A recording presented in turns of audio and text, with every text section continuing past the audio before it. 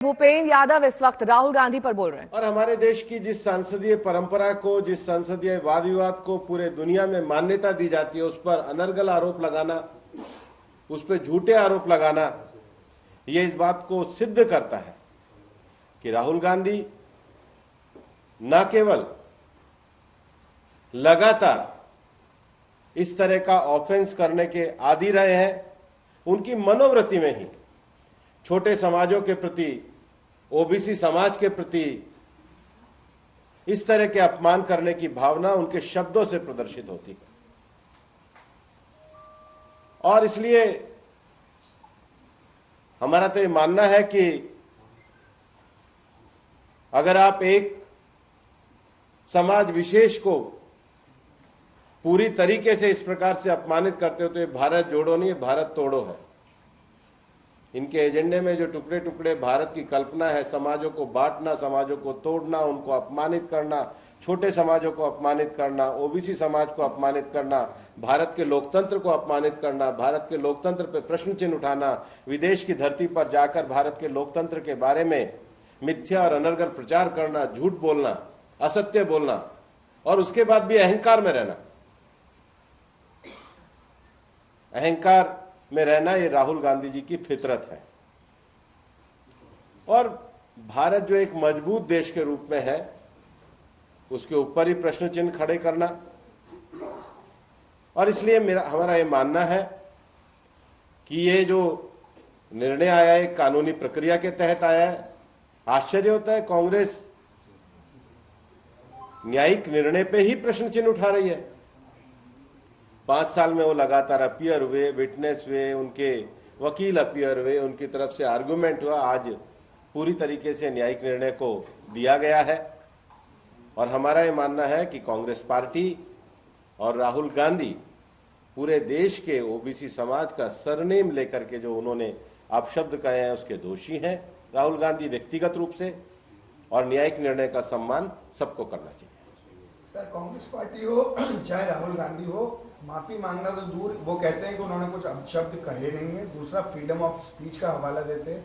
Opposition parties की meeting हो रही है, आज मार्च बुलाया गया है, इसी क्या है? फ्रीडम ऑफ स्पीच एब्सोल्यूट किसी को गाली देने की नहीं होती। फ्रीडम ऑफ स्पीच का अर्थ किसी समाज को अपमानित करना नहीं होता है। पूरे समाज के लिए अपशब्द, चोर का इस्तेमाल करना फ्रीडम ऑफ स्पीच नहीं है, ये फ्रीडम ऑफ स्पीच का दुरुपयोग है। कोई भी ओबीसी समाज को सम्मानपूर्वक रहने का, अपना जीवन करने का, अपना टाइटल रखने का अधिकार है। किसी टाइटल को गाली देना ये फ्रीडम ऑफ स्पीच नहीं है। किसी टाइटल को गाली देना ये निश्चित रूप से देश के करोड़ों सामाजिक रूप से उत्थान करने वाले समाजों का अपमान है जो राहुल गांधी ने किया। Sir, Mohit from times now. Sir, जिस प्रकार से कांग्रेस के रिएक्शंस आए हैं, कांग्रेस पार्टी, क्योंकि ये कोर्ट से ऑर्डर आया है, कांग्रेस पार्टी टाइमिंग पे सवाल उठा रही है। कह रही है कि जब राहुल गांधी ने अडानी का मुद्दा उठाया उसके बाद से ये सब जो वर्डिक्ट आए हैं, तो कोर्ट के फैसले पे सवाल उठाया जा रहा है, जबकि कोर्ट में पूरा, जैसा आपने बताया, ड्यू प्रोसेस हुई है। और आज वो कह रहे हैं कि एक मार्च भी करेंगे, प्रोटेस्ट भी करेंगे। कल भी पूरे देश भर में कांग्रेस की यूनिट ने सर प्रोटेस्ट किया था। वो मार्च किस बात का करेंगे कि उन्होंने एक पूरे सरनेम को अपशब्द कहे? वो मार्च किस बात का करेंगे कि उनको ओबीसी समाज का अपमान करने का अधिकार है? वो मार्च किस बात का करेंगे कि उनका अहंकार किसी भी समाज को अपमानित कर सकता है? वो मार्च किस बात का करेंगे कि देश जब आगे बढ़ रहा है, देश के छोटे छोटे समाज आगे बढ़ रहे हैं तो उनको अपमानित किया जाए? वो मार्च किस बात का करेंगे कि कोई न्यायिक निर्णय हो तो मार्च किया जाए? इस देश में स्वतंत्र न्यायपालिका है, कानून का अपना काम करने का तरीका है, कानून का निर्णय देने का तरीका है। 4 साल से एक केस चल रहा था, 4 साल से वो केस में अपीयर हो रहे थे, उनके वकील अपीयर हो रहे थे। तो क्या ये देश के न्यायपालिका का भी अपमान नहीं है? सर, जिस तरह से लगातार हंगामा हो रहा है, बजट जो है वो पास नहीं हो पाया है। आज सरकार कोशिश करेगी कि बजट को पास किया जाए, लेकिन क्या यह स्वस्थ लोकतंत्र होगा कि बजट को बिना चर्चा के पास करवा दिया जाएगा? इसके लिए पूरी तरीके से विपक्ष जिम्मेदार है।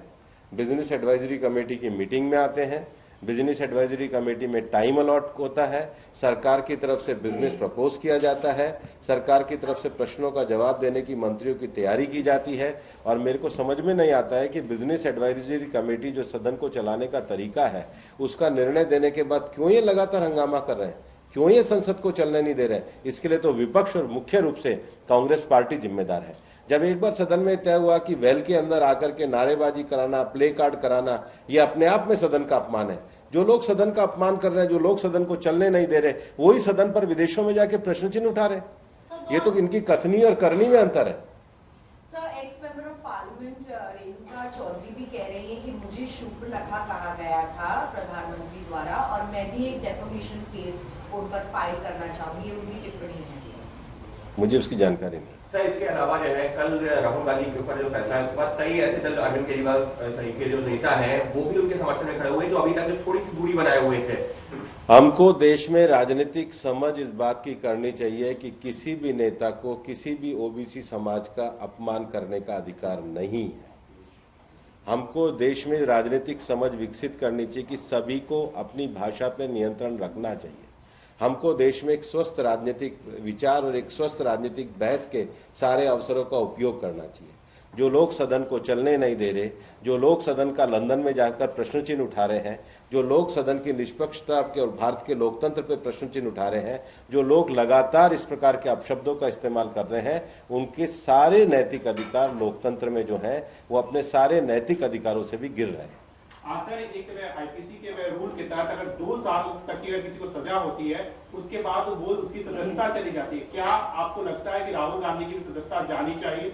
हमारे देश में निष्पक्ष संस्थाएं इसका निर्णय लेने के लिए कानूनी प्रक्रियाएं हैं, इसलिए इस पर मैं कोई टिप्पणी नहीं करना चाहता। इस सबके बीच में राहुल गांधी का जिक्र हुआ, कल अरविंद केजरीवाल और भगवंत मान जो कि चुने हुए मुख्यमंत्री हैं उन्होंने भी जो है मंच से प्रधानमंत्री के लिए कुछ ऐसे शब्दों का इस्तेमाल किया। ये राजनीति के स्तर को गिरा रहे हैं और देश में राजनीति के स्तर को सबसे ज्यादा शब्दों में राहुल गांधी ने गिराया है।